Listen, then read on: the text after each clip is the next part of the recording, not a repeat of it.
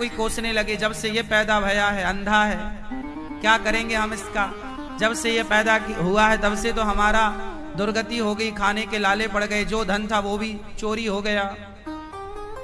खूब ताने मारे सूरदास जी के पिता ने और माँ ने कि ये तो अंधा है, जब से ये पैदा हुआ तो हमारे तो कर्म फूट गए, इसी के जब से पैदा हुआ तब से सब उल्टा हो गया। सूरदास जी सुन रहे थे चुपचाप। सूरदास जी बोले, पिताजी यदि मैं अंधा बना दो। फिर सूरदास जी को राधा रानी ने जैसे थे वैसे ही, वो वैसे ही खुश थे। इसका अर्थ ये है कि आप यदि लंगड़े हो, अंधे हो, बहरे हो, गरीब हो, अमीर हो, इसमें परेशान ना हुआ करो, ये ईश्वर की लीला है।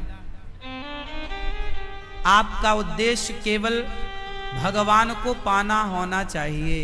हम प्रभु को पाने आए हैं, आंख है नहीं है, पांव है नहीं है, कोई बात नहीं। बहुत सारे लोग ऐसे हैं जिनको दिखता नहीं है, जो चल नहीं पाते।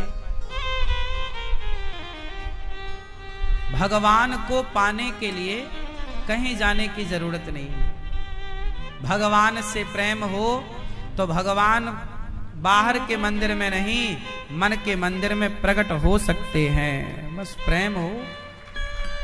सूरदास जी जैसे महान संतों ने सब कुछ सिद्ध करके दिखाया है।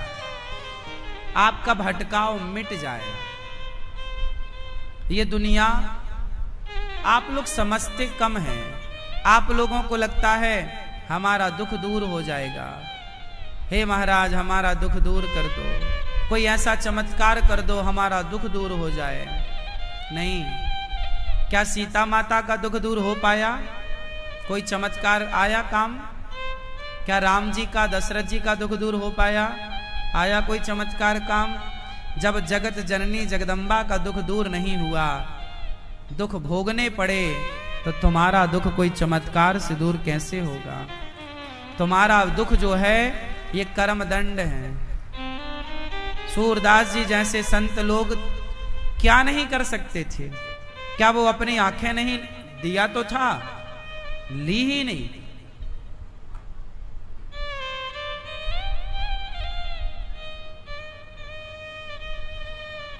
भगवान का जो भक्त होता है वो सब समझता है, जो हो रहा है वो प्रभु की लीला समझता है।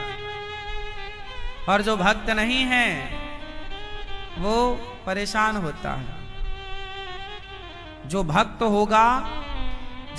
होगा वो सुख में और दुख में एक सा रहेगा, और जो भक्त नहीं होगा वो सुख में और दुख में दोनों में विचलित हो जाएगा। सुख में घमंडी हो जाएगा, दुख में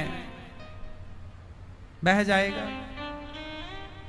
इसलिए संतों का, ऋषियों का चरित्र सुनकर हर हाल में प्रसन्न रहना चाहिए, हर परिस्थिति में सम रहना चाहिए। कल हम लोगों ने कथा में सुना कि भगवान एक उंगली से गिरिराज जी को उठाते हैं और गिरिराज जी को उठाकर सारे भक्तों पर कृपा करते हैं।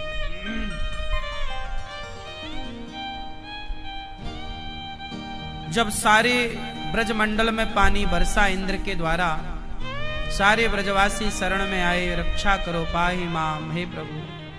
भगवान ने खेल ही खेल में गिरिराज जी को धारण किया। एक उंगली से पहाड़। क्या सिद्ध हुआ? भगवान श्री कृष्ण ने भक्तों के लिए पानी से रक्षा करने के लिए छाता की तरह पहाड़ उठाया, गिरिराज जी को उठाया। क्या मैसेज मिला आपको इस कथा से? क्या ज्ञान मिला? क्या सार मिला आपको? अच्छा, भगवान ने पहाड़ कब उठाए पहले ये बताओ, उत्तर दो मेरी मां। भगवान पहाड़ कब उठाए? बारिश आई, कब उठाए? बोलो मैया, तारीख नहीं पूछ रहे हैं हम, तुम 11 अप्रैल बता रही हो। हाँ?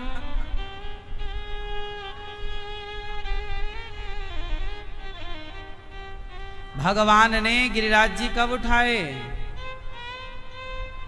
जब सारे ब्रजवासी भगवान की शरण में गए, हे श्याम सुंदर अब आप ही हमारे रक्षक हो। जब सबका आश्रय छोड़कर ब्रजवासी केवल कृष्ण का आश्रय लेते हैं, भगवान कहते हैं जो मेरा आश्रय लेता है मैं उसके लिए पहाड़ भी उठाना पड़े तो पहाड़ भी उठाता हूं, पर अपने भक्त की रक्षा जरूर करता हूं। कब करता हूं? जब मेरा भक्त मेरे आश्रित होता है। क्या होता है? क्या होता है? आश्रित मतलब? आश्रित मतलब हाँ, जैसे छोटे छोटे बच्चे माता पिता के आश्रित होते हैं, माता पिता के भरोसे होते हैं। जैसे छोटे छोटे बच्चे माता पिता के भरोसे होते हैं, ऐसे हम भी भगवान के भरोसे रहें, आश्रित रहें। प्रभु आप ही हमारे सर्वस्व हैं। तब भगवान गिरिराज जी को उठाते हैं। मानो भगवान अपने भक्तों को ये आश्वासन दे रहे हैं कि तुम मेरे भरोसे रहना, मैं तुम्हारे लिए सब कुछ करने को तैयार हूं। पर आज का व्यक्ति भगवान पर भरोसा कर नहीं पाता। अच्छा, आप लोग ऐसा नहीं है कि भरोसा नहीं करते, आप लोग बहुत भरोसा करते हैं भगवान पर, लेकिन ऐन वक्त में आपका भरोसा कई बार डगमगा जाता है, टूट जाता है। पता नहीं भगवान सुनेंगे कि नहीं। आप ना 100% समर्पित भगवान में नहीं हैं। आप 20-25% भगवान में समर्पित हैं, तो 5-10% आपको नेताओं का सपोर्ट रहता है, आपके गांव के बड़े लोगों का सपोर्ट आपको मिल जाता है। आप सबके भरोसे, मेरा परिवार का सपोर्ट है, मेरा इसका सपोर्ट है, सबके सपोर्ट में आप रहते हैं। भगवान कहते चलो भैया तुम्हारे करने वाले सब लोग हैं, तो मेरी जरूरत नहीं है। एक पद सुना होगा आपने, सुनहरी मैंने निर्बल केवल राम। सुनहरी मैंने, ये पद भी सूरदास जी ने गाया है। सुनहरी मैंने निर्बल केवल राम। सुनहरी मैंने सुना है कि निर्बल के बल राम। इस लाइन का जरा अर्थ करो भैया, क्या अर्थ हुआ? सुनहरी मैंने कि निर्बल के बल राम, क्या अर्थ हुआ इसका?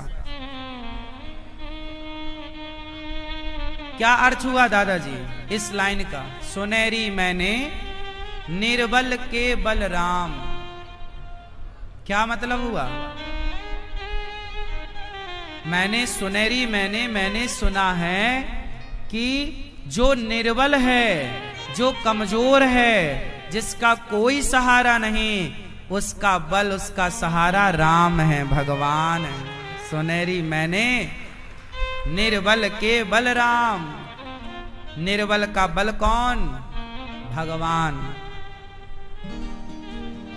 इसलिए जब तक समर्पण नहीं होता तब तक भगवान कृपा नहीं करते। अच्छा, भगवान कृपा करते हैं पर कब? जब समर्पण हो। लेकिन आप लोग एक कमी छोड़ देते हैं, आपकी भक्ति थोड़ा कच्ची रह जाती है। कच्ची कैसे रह जाती है? समर्पण के बिना। समर्पण कैसा होना चाहिए?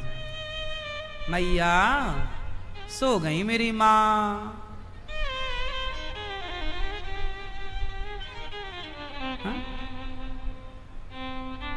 समर्पण कैसा होना चाहिए?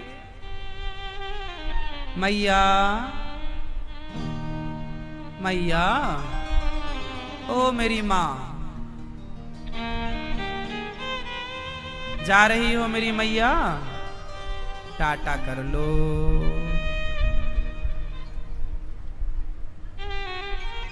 सुनो, समर्पण कैसा होना चाहिए भगवान में, बताओ। समर्पण कैसा हो?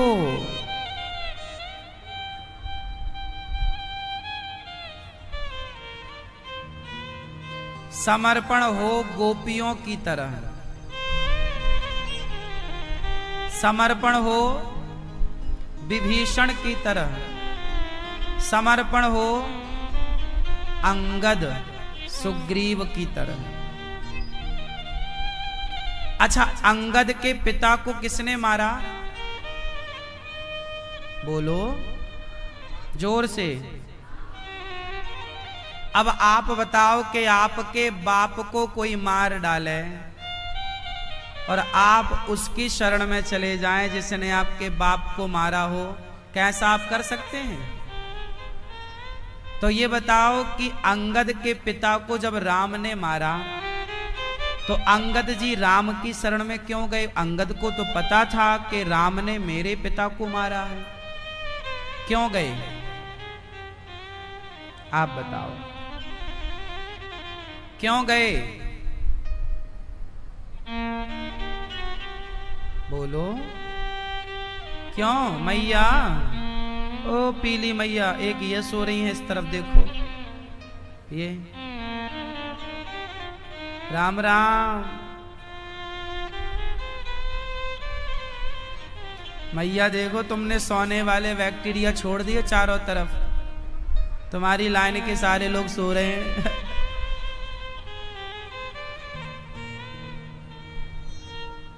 मैया बताओ, अंगद जी ने राम की शरण में क्यों शरणागति कर दी, जबकि राम ने तो उनके पिता की हत्या की है, मारा है? क्यों आप बताओ? हाँ?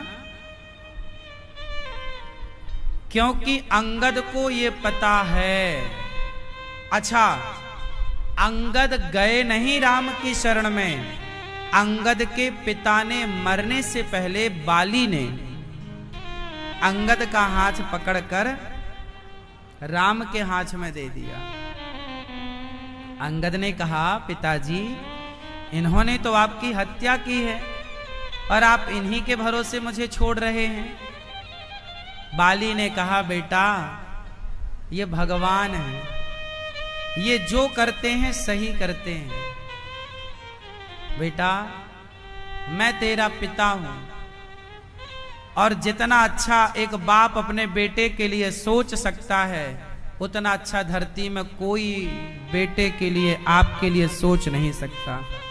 आपके माँ बाप जितना बढ़िया आपके लिए सोच सकते हैं, इस धरती पर कोई दूसरा आपके लिए इतना बढ़िया नहीं सोच सकता।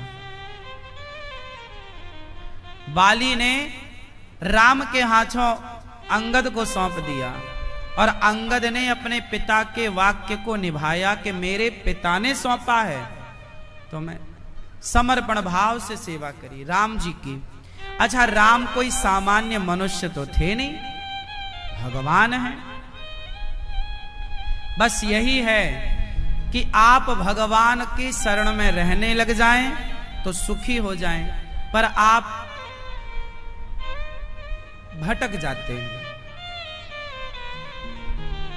भगवान गिरिराज जी को स्थापित करते हैं, गिरिराज जी की पूजा होती, परिक्रमा की। बोलिए गिरिराज धरण भगवान की। गिरिराज का मतलब है गोवर्धन। भगवान गौ माता के परम भक्त हैं, भगवान गौ माता के परम भक्त हैं। और आप लोग किसके भक्त हो? किसके? भगवान के ना। भगवान का भक्त डायरेक्ट कोई हो ही नहीं सकता। भगवान का भक्त होने के लिए आपको पहले गौ माता का भक्त बनना पड़ेगा।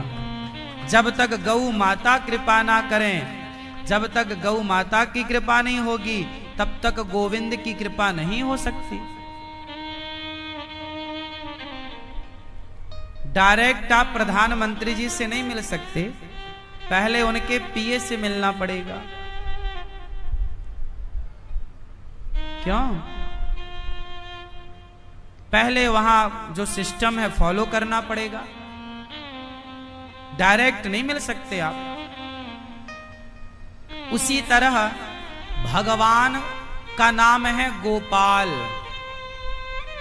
जब भगवान का अवतार होता है तो विप्रधेनु गाय, गाय के लिए भगवान आते हैं। इसलिए जो गाय की सेवा करता है, अच्छा ये बताओ, हमें पता, आपने हमारा निमंत्रण किया, माना कि महाराज जी आप हमारे घर आओ, हमने कहा आएंगे, और हमें पता चल जाए कि आपके घर में मछली खाते हो आप, बकरा बकरी आपके घर में बनता है, आप मांसाहारी हो, तो ये बताओ, हमें ये पता लग जाए कि आप मांसाहारी हो और आपके घर में रोज मांस बनता है, तो बताओ फिर हम आपके घर आएंगे? आना कैंसिल कर देंगे। बस पता लग जाए तब, ना पता लगे तो फिर अलग विषय है। हम आपके घर क्यों आएंगे? आप मांसाहारी हो, मछली खाते हो, तो हमारे आने का अर्थ नहीं है आपके घर, है ना? उसी तरह भगवान उनके घर क्यों आएंगे जो गाय को अपमानित करते हैं, गाय को मारते हैं, है ना? हम आपके घर तब आएंगे जब आपके घर मंदिर हो, मतलब भगवान की पूजा होती हो, छोटा सा आपके घर में भगवान जी का मंदिर हो, स्थान हो, आप भोग लगा के खाने वाले लोग हैं, आप भक्त हैं, तो भक्तों के यहाँ जाना ठीक होता है। भाई शराबी के दोस्त शराबी होते हैं, शराबियों की शराबियों से बनती है, गंजेड़ियों की गंजेड़ियों से बनती है, अफीम चरस वालों की अफीम चरस वालों से बनती है, तो फिर भक्तों की भी भक्तों से ही बनती है। भक्तों का काम वहां कहां, विचार ही नहीं मिलेगा। हम खा रहे हैं प्रसाद, तुम खा रहे हो मछली, विचार नहीं मिलेंगे, तो फिर हमारा आपके घर आना सार्थक नहीं होगा। हाँ या ना? सोचिए, आप किसी भी साधु को बोलिए कि महाराज हमारे घर मछली बनती है, गाय कटती है, बकरा कटता है, आप आना, कोई सामान्य साधु भी तुम्हारे घर नहीं आएगा। आप धोखे में बुला लो, अलग विषय है। आप ना बताओ, बड़े सात्विक बन के जाओ, महाराज आओ, तो वो भोलेपन में भले साधु तुम्हारे घर आ जाए, पर तुम ये बता दो कि हमारी रसोई में तो रोज हड्डियां पकती हैं, कोई साधु तुम्हारे यहां नहीं आएगा। सोचिए कि कोई संत जब आपके घर मांस इत्यादि के कारण नहीं आएगा, तो फिर भगवान तुम्हारे घर कैसे आएंगे? जहां गाय होती है वहां भगवान बिना बुलाए पहुंच जाते हैं कि यहां गाय की सेवा हो रही है। अच्छा, भगवान को पसंद क्या है? मक्खन। तो मक्खन तो तभी होगा ना जब आपके घर में गाय होगी। अब आपके घर में कुत्ता है तो मक्खन कुत्ते से तो नहीं होता, गाय से ही होगा। इसलिए गाय है तो गोविंद है, जहां गोविंद है वहां गाय है, जहां गाय है वहां गोविंद है। अब आप मनमानी करो, कुत्ते को घर के बाहर रखने का ही विधान है। चप्पल सिर पे पहनी जाती है कि पांव में? पगड़ी पांव में पहनी जाती है कि सिर पे? भाई चप्पल को पांव में पहनेंगे और पगड़ी को सिर पे, सबका अपना स्थान है। उसी तरह कुत्ता घर के बाहर रहता है, गौ माता घर के भीतर रहती है। दोनों का स्थान अलग अलग है। अब आप लोगों ने उल्टा कर दिया, गाय को कर दिया बाहर, कुत्तों को कर लिया अंदर। ये तो ऐसा हो गया, चप्पल तो है माथे पे, पगड़ी है पांव में। उल्टा कलयुग है ना, यहाँ उल्टा सुल्टा सब चलता है। भैया, ओ मोबाइल चलाने वाले भैया, राम राम। चल गया मोबाइल, चलो।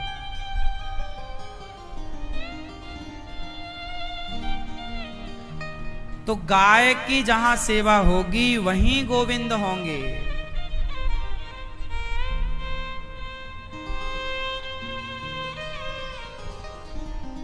बात समझ में आई क्या? गौ माता की गाय की सेवा किया करो। हमें गाय बहुत अच्छी लगती हैं, इसलिए दास अनिरुद्ध गौ माता की सेवा करता है। आपको भी कहता हूं गौरी गोपाल गौशाला जाया करो।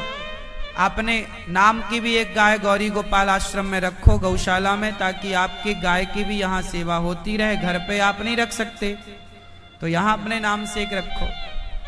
एक गाय को गोद आप लो, गाय का चारा भूसा आप दो, ताकि आपको गौ सेवा का पुण्य मिले।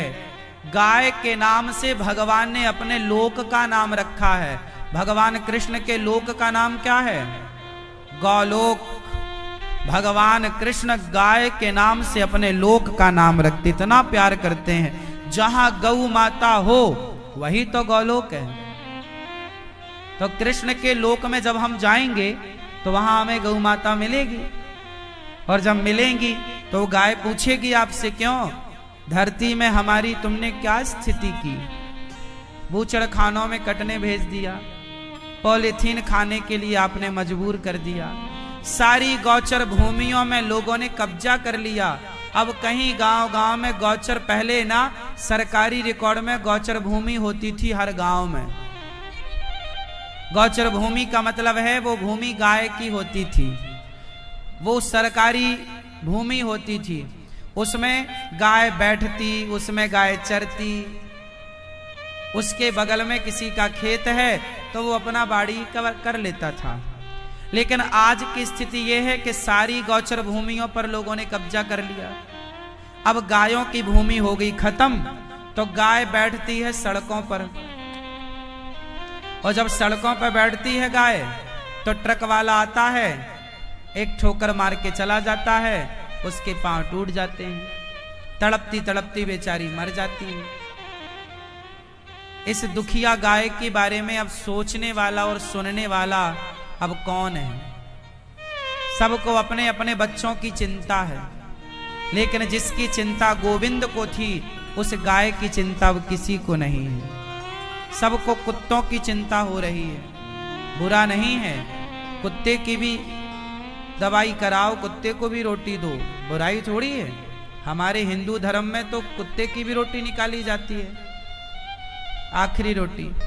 चिड़ियों को भी दाना, हम तो चिड़िया को भी प्यार करते हैं, कुत्ते को भी हम रोटी देते हैं, पर गाय को माता का दर्जा देते हैं। क्यों? सबको सारे दर्जे एक से नहीं दिए जा सकते ना। जो सम्मान प्रधानमंत्री का है वो सम्मान सरपंच का नहीं हो सकता।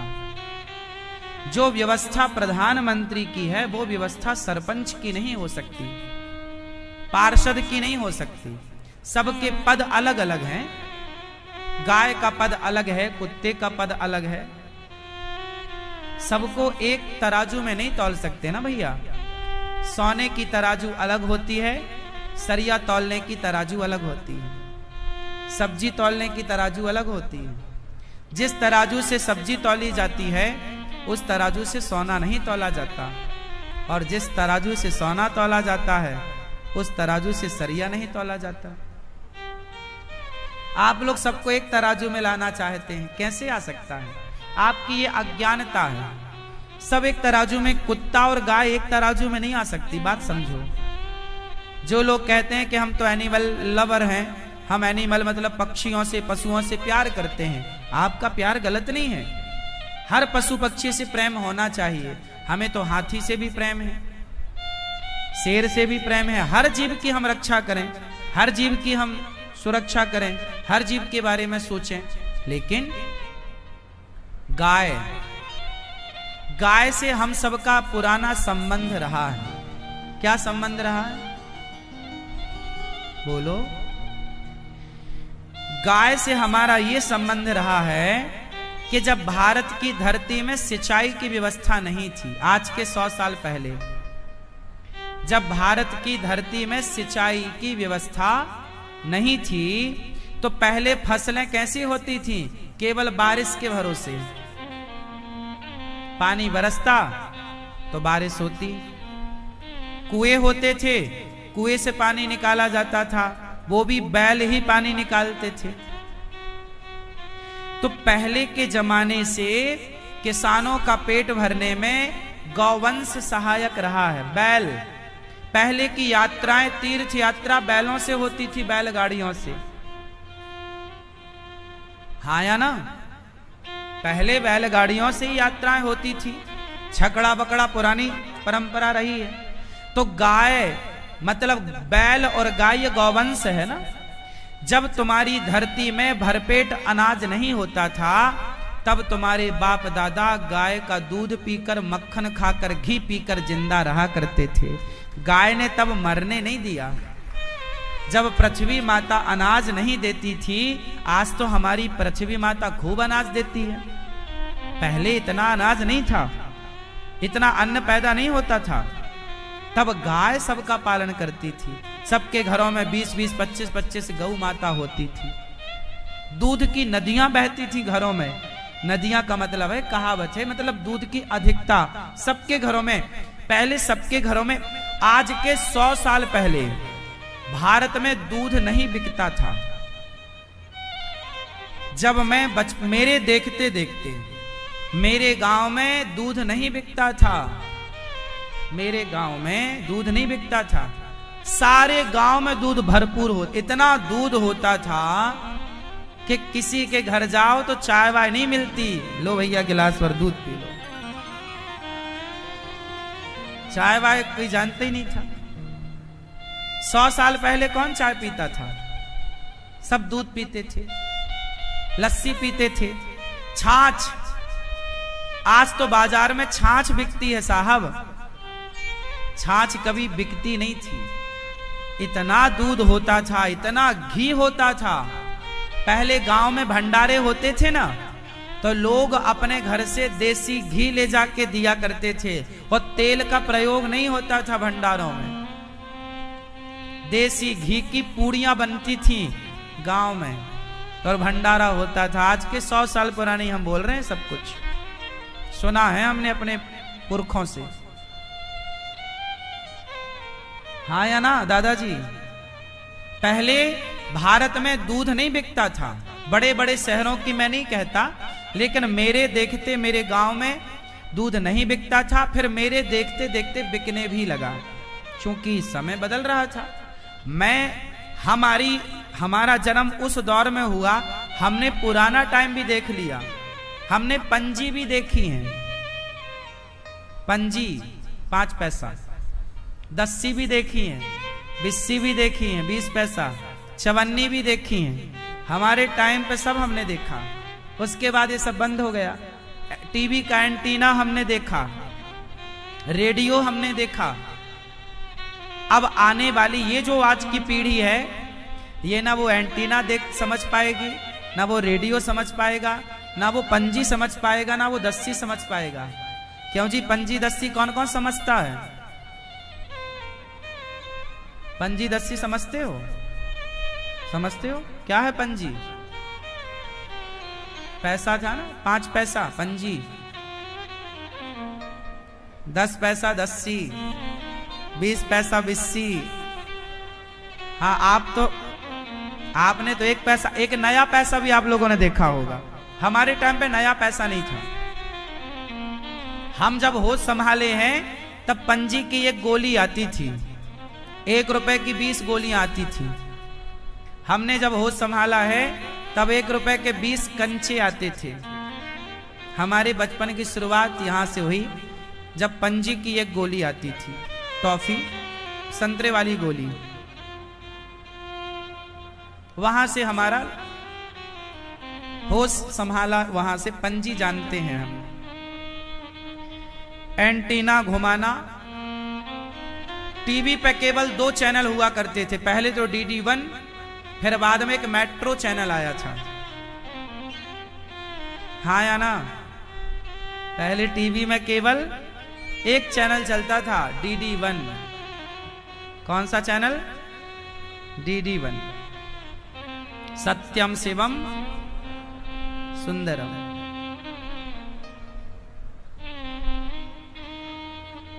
हमारे गांव में लाइट नहीं होती थी, गोल हो जाती थी, तो दूसरे गांव में हम लोग टीवी देखने जाया करते थे।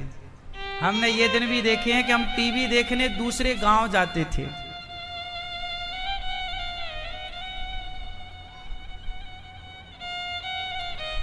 ये दौर देखा है हमने। नदी आती थी बारिश में, ये बाढ़, तो हम लोग नदी पार करके टीवी देखने जाते थे। महाभारत आता था सुबह 11 बजे, शाम को चंद्रकांता आता था, अलिफ फलैला आता था। हाँ, देखे हो चंद्रकांता की कहानी? ये सब सीरियल उस टाइम पे थे। वो दौर, उसके पहले, आज के 100 साल पहले सारे घरों में खुशहाली थी। दूध की, दही की, घी की कोई कमी नहीं। तेल वेल से छौंका लगता ही नहीं था, सबका घी से छौंका लगता था। घी था ना बिंदास। पहले के लोग बहुत स्वस्थ थे। गौ माता की सेवा करोगे तो स्वस्थ रहोगे। अच्छा, एक बात और बताएं, आज बाजार में जितना घी मिल रहा है, ये सब देसी घी है क्या? पूछ रहा हूं मैं आपसे। क्या है फिर? है? का मिलावट? आप कह रहे हो मिलावट। अच्छा बताओ, क्या मिलाया जाता है देसी घी में? चलो बताओ। हाँ हाँ, आलू भी मिलाएं देसी घी में तब तक भी सही है। आलू भी मिलाएं देसी घी में तब तक भी सही है, परंतु देसी घी में मिलाया क्या जाता है? सूअर की, गायों की, भैंसों की चर्बी।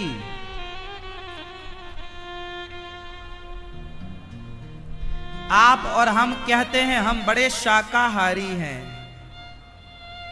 लेकिन आज शाकाहारी बाजार के घी खाके आप शाकाहारी नहीं रह सकते। बाजार में 90% जो घी मिल रहा है उसमें मिलावट के नाम पर, चलो आलू की मिलावट तो सही है, चलो आलू ही मिलाते होंगे तो आलू ठीक है भाई, खाते हैं, पर सूअर की चर्बी, एक सूअर में कई किलो चर्बी निकलती है, बिल्कुल घी की तरह। मोमबत्ती, हम सबके अंदर चर्बी होती है, ये चमड़ी जो है ना, ये पिघल जाए तो ये घी के फॉर्म में आ जाएगी, लिक्विड फॉर्म में आ जाएगी। तो सारे जानवरों की बड़े बड़े शहरों में, बड़े बड़े जगह पर खूब इसका गोरख धंधा चल रहा है। लेकिन अब डालडा क्या है? वनस्पति आप कहते हो, कहां से बनता है डालडा? क्या इतना सूरजमुखी है कि वो इतना घी बना सके? क्या सूरजमुखी की इतनी खेती हो रही है? अधिकाधिक चर्बी मिलाई जा रही है देसी घी में, और वो धड़ल्ले से बिक रहा है, और आप खूब उसके लड्डू खा रहे हैं।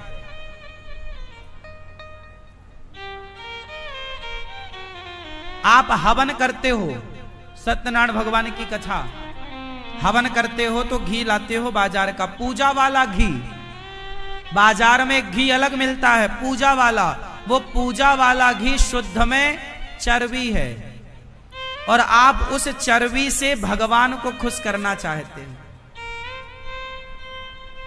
हवन कर रहे हैं, स्वाहा स्वाहा स्वाहा।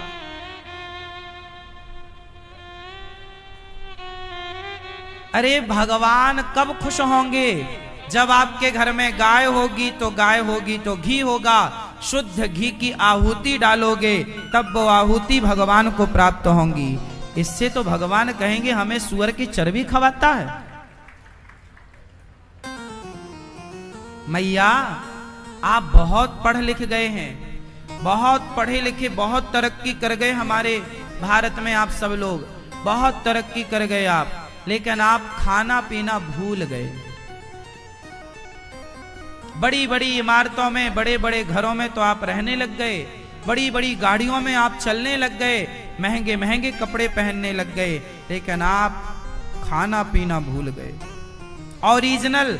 अब आज के टाइम पर लोगों को यही नहीं पता कि असली घी और नकली घी की पहचान क्या है।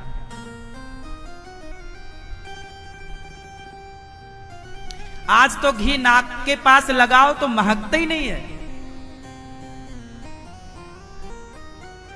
जबकि घी ऐसा होता था कि आपके घर में घी पक रहा हो तो 30-40 घर दूर से उसकी खुशबू आने लग जाती, पूरे मोहल्ले में उसकी खुशबू रहा करती थी कि ये घी बन रहा, कुछ बन रहा है। इतनी शुद्धता थी, पवित्रता थी। अब आज आप लोगों ने सारी आधुनिकता के नाम पर आप लोगों ने 21वीं सदी में जाकर बहुत कामयाबी तो पाई, पर बहुत कुछ आपने छोड़ दिया है, और जो छोड़ दिया है वही आपकी संपत्ति थी। अच्छा बताओ, आपके जीवन से महंगा क्या है? कौन सी गाड़ी, कौन सा बंगला, कौन सा पद पदार्थ आपके जीवन से महंगा है? बताओ, क्या जीवन, आपके जीवन से महंगा कुछ है? बोलो। आपके जीवन, आपके शरीर से कीमती कुछ है? उत्तर दो। ये सारे फैसिलिटी जितनी भी आप जुटाते हो, सुख सुविधाएं, ये आप आराम के लिए, अपने लिए तो जुटाते हो, लेकिन ये सारी सुविधाओं में रहकर आप स्वस्थ नहीं होते, बीमार पड़ते हैं। पहले के लोग स्वस्थ थे, खुली हवा में रहते थे। अब आज लोग इतने घनी आबादियों में इतने रह रहे हैं, हवा शुद्ध नहीं मिल रही है। इसलिए मेरी माँ, थोड़ा पीछे जाओ। आज की आधुनिकता अच्छी है, आज के टाइम पर थोड़ा पीछे जाओ, घर में गौ माता रखो और कोशिश करो कि हमें बाजार से दूध ना खरीदना पड़े, बाजार से हमें घी ना खरीदना पड़े, बाजार से दही ना खरीदना पड़े। हम अपने घर के दूध दही का प्रयोग करें। सबके घर में गाय हो। आपका स्वास्थ्य है तो सब कुछ है। आपके पास संपत्ति है पर आप स्वस्थ ही नहीं है, तो करोगे क्या संपत्ति का? और स्वस्थ रहने के लिए घर में गाय होना, गाय डॉक्टर है, हाँ या ना? गाय का शुद्ध दूध पीने वाला, स्टडी बोल रहा हूं कि देसी गाय का दूध पीने वाले को हार्ट अटैक नहीं आता। क्या नहीं आता? आज हार्ट अटैक क्यों आता है? हार्ट अटैक क्यों आता है? क्योंकि अब चर्बी वाला घी खाए तो हार्ट अटैक तो आएगा। इसलिए समझो मेरी बात, घर में गाय रखो, खेत ले लो एक छोटा सा, वहीं गाय रखो, एक आदमी को रख दो, भाई तू गाय की सेवा कर और आप गाय का बढ़िया दूध पियो, गाय का बच्चों को दूध पिलाओ, बच्चों को मिलावटी से बचाओ, और बाकी आपकी मर्जी। तुम्हें बकरे की चर्बी खाना है तो फिर हम क्या कर सकते हैं? खाओ, हमारा तो धर्म है बताना, बता दिए। बाजार का कोई भी ब्रांड उठा लो घी का, आप कोई भी ब्रांड, कोई गारंटी नहीं ले सकते आपके ये सही है। घी के मामले में तो वही घी शुद्ध है जो आपकी आंखों के सामने मक्खन पकाया जाए और उससे घी प्राप्त हो, वो घी शुद्ध है। आपके सामने बिल्कुल तैयार हो, आपके घर का ही शुद्ध है, बाजार का शुद्ध नहीं है, आप लिख लो। आजकल तो बाजार में नकली दूध भी आता है, आप लोगों को सब पता है, भोले ना बनो। महाराज जी हम क्या करें, अब तो गाय रखने की जगह ही नहीं है। क्यों? तुमने गाड़ी खड़ी करने की जगह बनाई कि नहीं घर में? बताओ, गाड़ी खड़ी करने की घर में जगह बनाई कि नहीं? यदि गाड़ी खड़ी करने की घर में जगह बन सकती है तो आप चाहें भारत के लोग तो गाय को भी, एक गाय को रखने की जगह बन सकती है।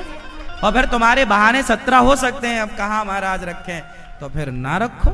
तो नहीं रख के तुम खा ही रहे हो बकरे की, उसकी सुअर की चर्बी। गावो विश्वस्य मातरः। भैया कहां चले सरकार? भैया गौ माता लेने जा रही हो क्या?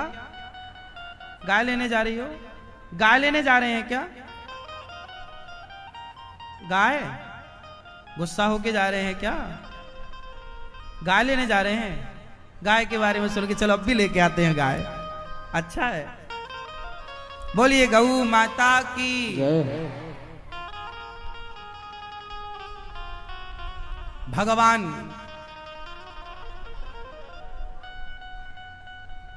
आज बांसुरी बजाते हैं और गोपियों को बुलाते हैं। नंद बाबा को वरुण देवता ले गए, बाद में आए, सबको बैकुंठ का दर्शन कराया। बैकुंठ से अच्छा वृंदावन है। आज भगवान का मन हुआ है रास रचाने का। भगवान पिता रात्रि शरदोत्फुल्य मल्लिका वीक्षरन्तुं मनश्चक्रे योग मायामुपाश्रितः।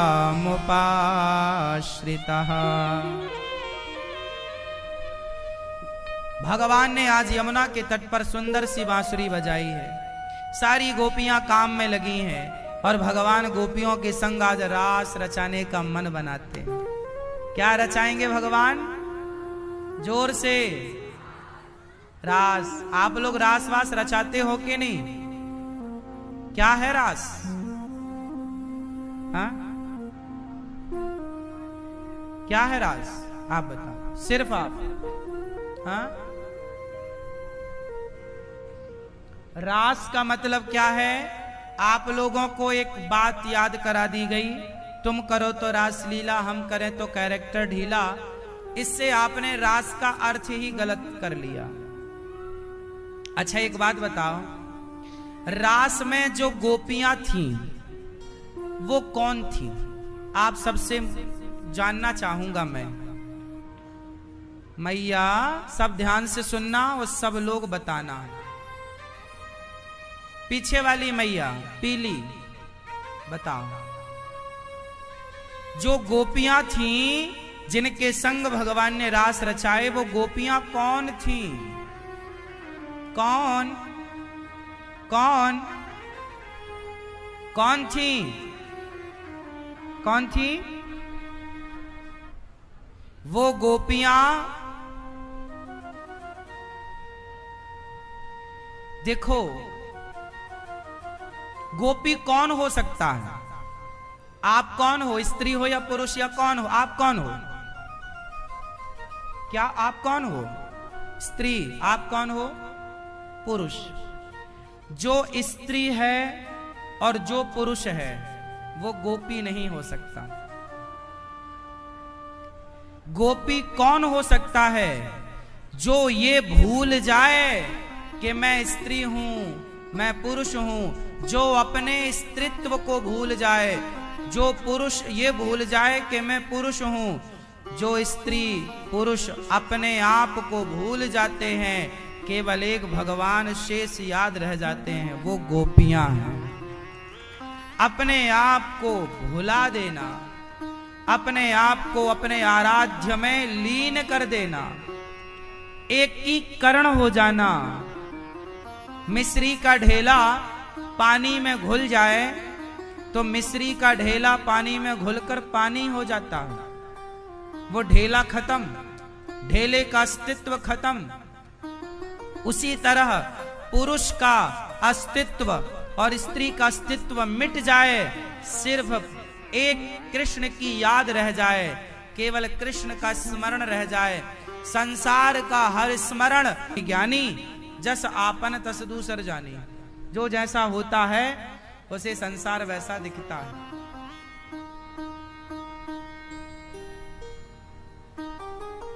अच्छा देखो, एक बार क्या हुआ, महाभारत में कथा है, दुर्योधन ने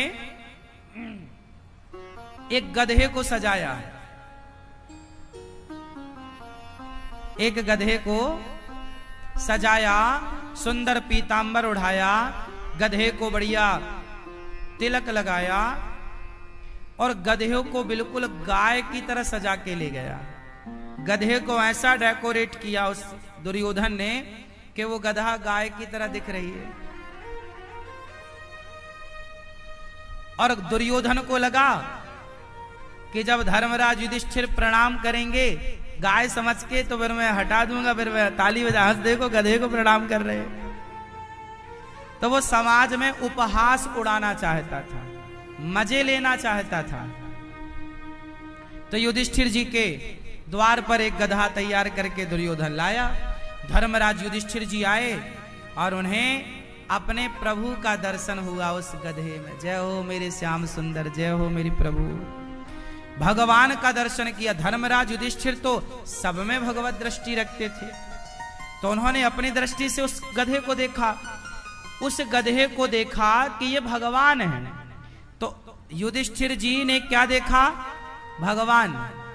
और दुर्योधन ने देखा कि प्रणाम कर रहे हैं तो चादर हटा दिया, पीतांबर हटा दिया और सुनो सबको, देखो देखो युधिष्ठिर गधे को प्रणाम कर रहे हैं। सब हंस पड़े, दुर्योधन हंस पड़ा, सब हंस रहे हैं ताली बजा बजा के। लेकिन धर्मराज युधिष्ठिर की दृष्टि में जब प्रभु थे तो उस गधे से भगवान प्रकट हो गए। भाई आपको गधा दिख रहा है ना, हमें नामदेव जी थे। नामदेव जी ने रोटी रखी बाहर, रोटी चूल्हा था, रोटी बनाते भोग लगाते, रोटी बन गई तो घी की कटोरी लेने नामदेव जी आगे अंदर गए। और नामदेव जी जब घी की कटोरी लेकर के आए कि मैं रोटी चुपड़ कर भगवान का भोग लगाऊंगा, तब तक कुत्ता आया। नामदेव जी घी लेने अंदर गए, कुत्ता आया, सारी रोटियां मुंह में दबा के कुत्ता भागा। नामदेव जी घी की कटोरी लेकर कुत्ते के पीछे दौड़े, प्रभु रुक जाओ, विट्ठलनाथ जी रुक जाओ। लोग कहते हैं वो कुत्ता है, वो विट्ठलनाथ जी नहीं है ना, मैंने तो भगवान के लिए रोटी रखी थी, तो भगवान ही इस रूप में आके मेरी रोटियों का भोग लगाना चाहते। प्रभु सूखी मत खाओ, ये घी लगा के खाओ। सारे जगत को कुत्ते का दर्शन हुआ, पर नामदेव जी को उस कुत्ते में विट्ठल भगवान का दर्शन हुआ। जाकी रही भावना जैसी, प्रभु मूरत देखी तिन तैसी। अच्छा बताओ कृष्ण कौन है? उत्तर दो मैया। भगवान। अच्छा कृष्ण भगवान है तो बताओ कृष्ण को जिस दृष्टि से अर्जुन ने देखा, क्या उसी दृष्टि से दुर्योधन ने, शकुनी ने देखा क्या? नहीं। अर्जुन ने किस रूप में देखा? भगवान के रूप में।